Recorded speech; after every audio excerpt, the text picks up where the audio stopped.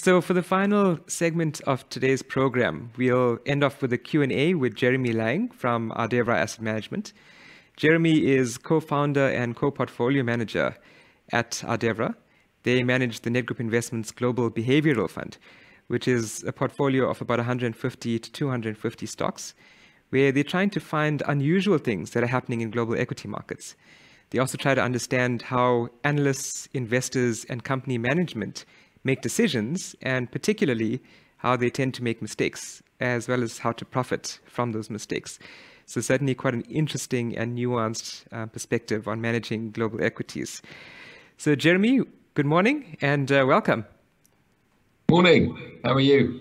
Excellent, thank you very much. Are you ready to end off in style for today's event with the Q&A? Sure, I'm always ready to end up in style. Okay, brilliant, brilliant. So Jeremy, I just want to bring up your slide pack quickly. We'll just focus on one slide before we jump into the Q&A. I just thought it's interesting if you look at some of the year-to-date numbers relative to your longer-term track record. I mean, the year-to-date hasn't really impacted your longer-term track record, but just given the way that we know in terms of how you actually manage money, so lower financials, energy, mega caps, and so on, this is quite a tough environment for you to actually be managing in. What are your thoughts on that? She's got a pretty good long-term record, and we managed to do pretty well last year. But as you say, lack of financials, energy, and mega caps have hurt us this year.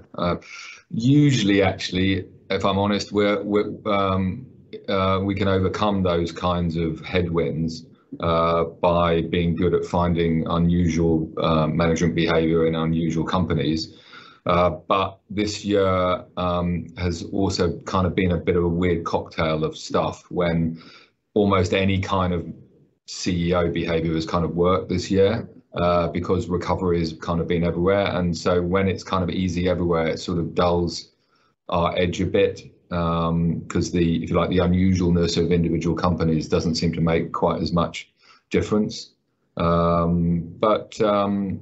Kind of looking forward, I think we're getting a bit more excited because the recovery is kind of maturing a bit, and it's maybe not quite so easy to look good as this recovery kind of gets into its next phase. Okay, thank you.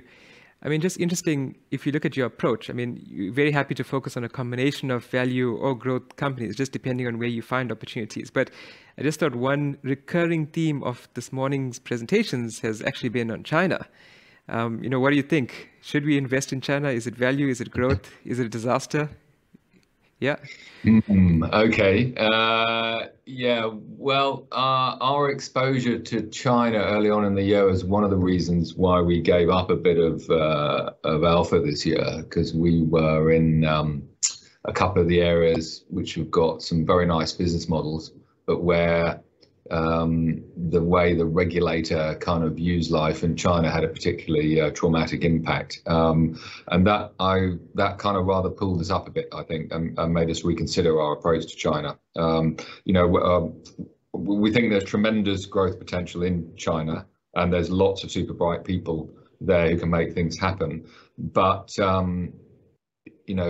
investments about risk as well as reward, and I think we had a very sharp reminder of the rather peculiar risks that exist in China, and we've been kind of observing this path of regulatory interference, shall we say, in China for a few years now, and have been a little bit worried about it. And I think this year there's been a meaningful acceleration in the way that the state gets involved in life.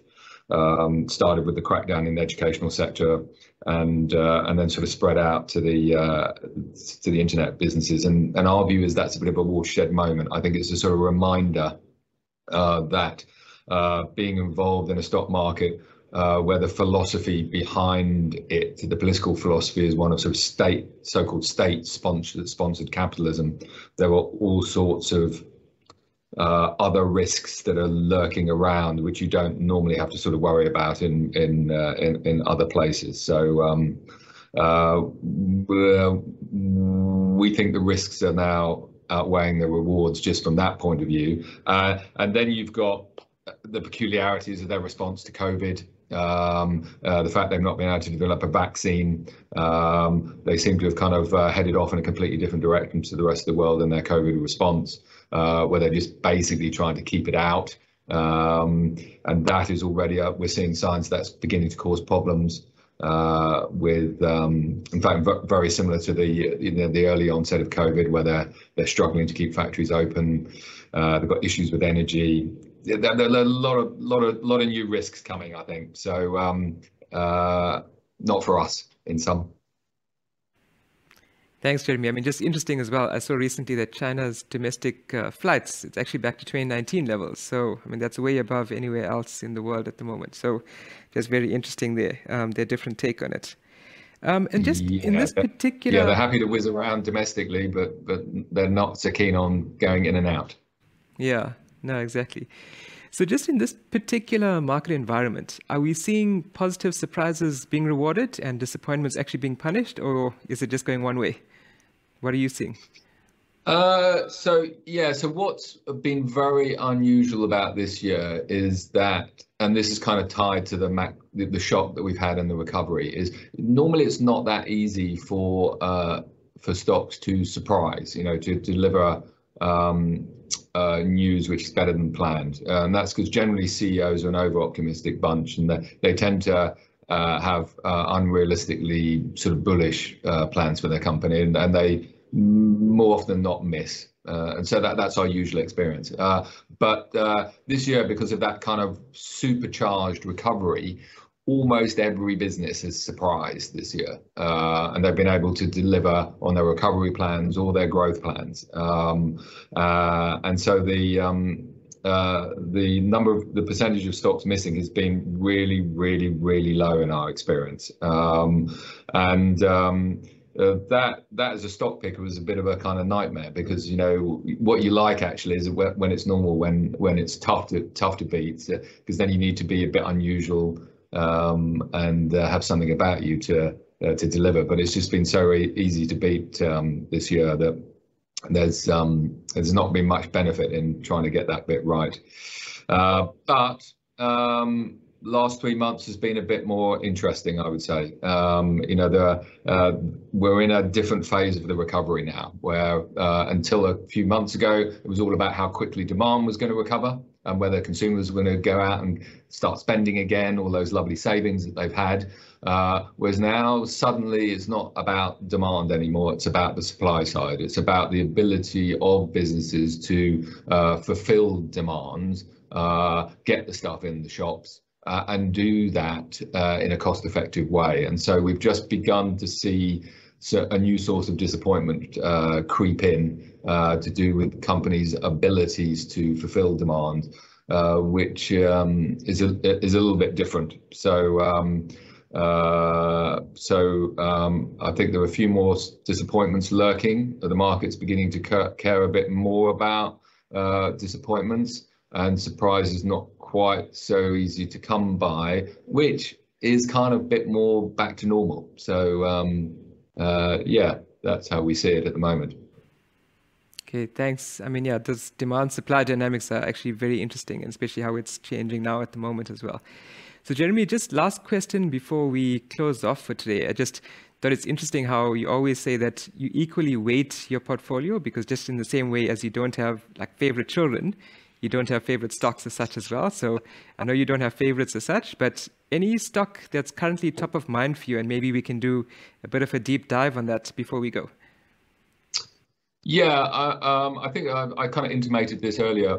We are getting a sense there's more interesting stuff happening in unusual growth businesses. And there are a number of structural themes which are beginning to re-emerge, which have been sort of energized by the whole COVID shock experience. And one of them is in more broadly in healthcare, and in particular in the application of some of the tremendous innovations that have gone on in gene sequencing and the discovery of new drugs to treat all sorts of unusual things, which are based more on what they call biopharma rather than sort of conventional short molecule. Now that area requires a lot of specialist knowledge, and often it's not so easy to pick which is going to be the most successful drug. But there are a number of more, should we kind of picks and shovels type businesses, which are they provide products and services which sort of help companies discover new drugs and then help them make them.